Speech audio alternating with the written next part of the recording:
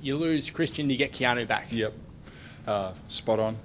Do a little couple weeks, and then we'll reassess. The good thing about him is he's meticulous with how he looks after himself, so I'll always be hoping for the best case scenario there. But yeah, great to have KP back after his illness, so he's had a good week of practice, and right now we're playing musical chairs with pieces of the puzzle here. So he didn't train at all for you last week, so how difficult will it be for him to be back to full fitness after, like, tonsillitis can knock you around a fair bit? Yeah, look, he's come back very well. We've been on the back courts, so it's easy to get loose out there, and he's had a great week. The way we've been playing allows him to kind of just slowly ease back into it with the way Etan and then Dave Aquera with his minutes.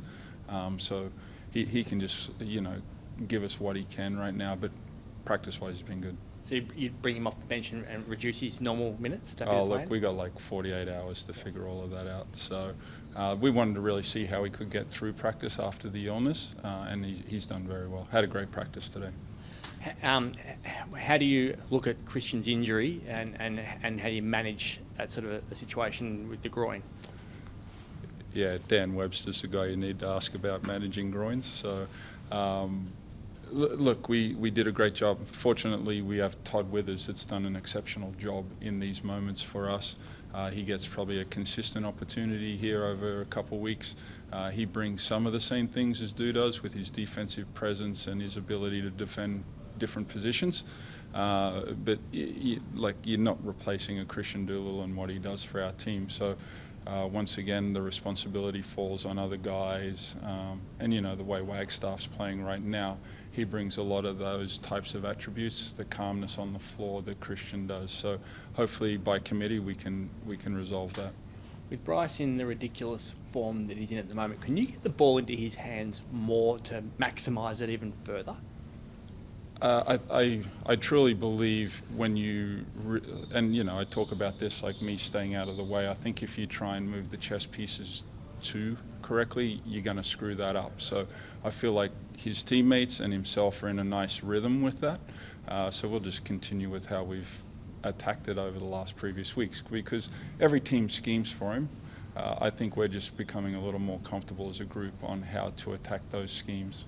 So do you feel like blokes on the court now have figured out the best ways to get him looser and get him the better shots rather than him being under the pump the whole time? Oh, absolutely. But the other part, and I think we really saw it in the fourth quarter versus Adelaide, you had Windler, Henschel, Withers all make big threes. So if teams really want to put a lot of bodies onto Bryce and he makes the right play and those guys convert, then all of a sudden you have some decisions to make, like Henschel back-to-back threes, and then he made a great dump down pass to Etan. So all of a sudden, Ben Henschel's contributing 8 points in 3 possessions. So then you just put a bit of doubt. Windler made 2 huge threes, and then Withers made a late clock 3 as well. So, as much as it's about Bryce, it's also his teammates stepping up in those opportunities and producing, and they did that at a high level against Adelaide. So it always felt like 30 was sort of the benchmark. If you hit 30, you were having a great game. Now that he knows 40 and beyond is actually realistic for him multiple games in a row, do you think we're about to see him make that even more often than what we have in the past? That's a great question. Would I like to tell you yes, absolutely. But everyone plays their role in allowing that to happen, and we're in a very good groove about that. As much as I would like, we also have to be realistic about it as well. Cairns probably not having the season that they wanted to have, but does that make them just as dangerous as coming up against a top 4 team? They're very dangerous, and we've talked about this as a group in the fact that if you look at their last couple games, like they've been leading the game going into the fourth quarter. This will be the first time where they've been able to have the majority of their roster in back-to-back games. They've been hit by the injury quite heavily in the last month. So if we just purely look at their record and how the records turned out for them over the last month, like we'll be in for a dogfight of a game. So truly we're going to have full respect for who they are. Training in conditions like this probably prepping you for Cairns humidity? Kansas gym has air conditioning. Yeah, but I mean, what is it like, getting, I know we obviously usually train down here, but what is it like training when you have those sort of conditions? Like we modify to adjust to the temperature, but in a way, like you can get into it quicker. You warm up, you're motivated, and as long as I do a good job of handling those moments, we can still go with the same intensity and purpose. But yeah, you have to be certainly mindful when you're trying to get stuff done in probably 30+ degree heat. Just the one game this week, is that almost a bit of a relief after such a busy sort of period? Look, we're in a good groove. We're playing well. It allows us to soldier on and continue to do that. The best thing is one game at a week. Doolittle won't miss that many games. But in any sport, if you're in a good rhythm, you're in a good groove, you don't mind playing the game. So if we start looking and breaking all of that down, we can just win the game that's in front of us, and our preparation has been all about Cairns.